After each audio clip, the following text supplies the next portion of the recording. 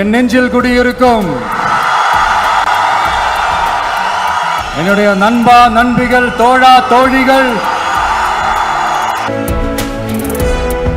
நியூயார்க்லாம் போய் அங்க உலக புகழ் பெற்ற கொலம்பியா யூனிவர்சிட்டியிலலாம் போய் படிச்சு டாக்டர் பட்டம் வாங்கி சாதிச்ச ஒரு அசாத்திய மாணவர் ஒருத்தர் இருந்தார்.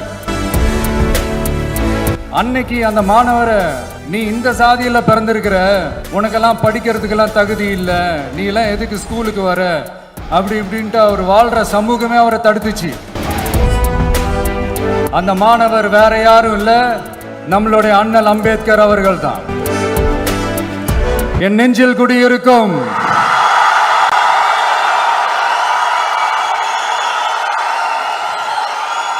என்னுடைய நண்பா நண்பிகள் தோழா தோழிகள்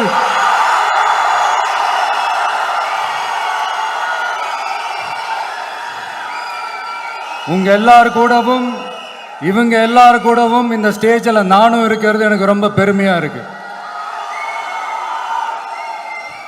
இன்னைக்கும் நிறைய பேர்கிட்ட உங்க ஃபேவரட்டான ஹாலிடே டெஸ்டினேஷன் எதுன்னு கேட்டீங்கன்னா நியூயார்க் சிட்டின்னு சொல்லுவாங்க.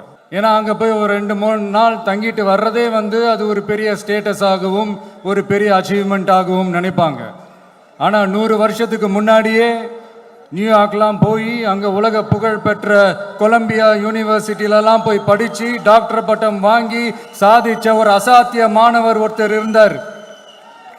அது கூட பெருசு இல்லை, அவர் எந்த சூழ்நிலையில் அங்கே போய் படித்து சாதிச்சாருன்றதுதான் மிகப்பெரிய விஷயம்.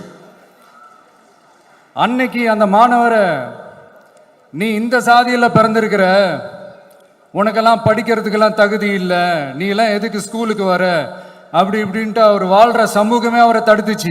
ஆனா ஒரே ஒரு சக்தி மட்டும்தான், நீ படி, எத்தனை தடைகள் வந்தாலும் படி, தொடர்ந்து படி அப்படின்னு சொல்லிக்கிட்டே இருந்தது.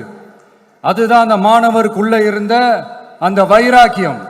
அந்த சின்ன வயசுல அந்த மாணவருக்குள்ள எப்படி அப்படி ஒரு வைராக்கியம் வந்துச்சுன்னு நினைச்சு பார்க்கும்போது உண்மையிலே பிரமிப்பா தான் இருந்துச்சு. அந்த வைராக்கியம் தான் அந்த மாணவரை பிற்காலத்துல இந்த நாட்டோட ஒரு தலை சிறந்த இன்டெலெக்சுவலா டிரான்ஸ்ஃபார்ம் ஆகிறதுக்கும் காரணமா இருந்துச்சு. எனக்கு தெரிஞ்ச உலக வரலாற்றிலே இப்படி ஒரு டிரான்ஸ்ஃபர்மேஷனை யாரும் பார்த்திருக்க மாட்டாங்க. அந்த மாணவர் வேற யாரும் இல்லை, நம்மளுடைய அண்ணல் அம்பேத்கர் அவர்கள் தான்.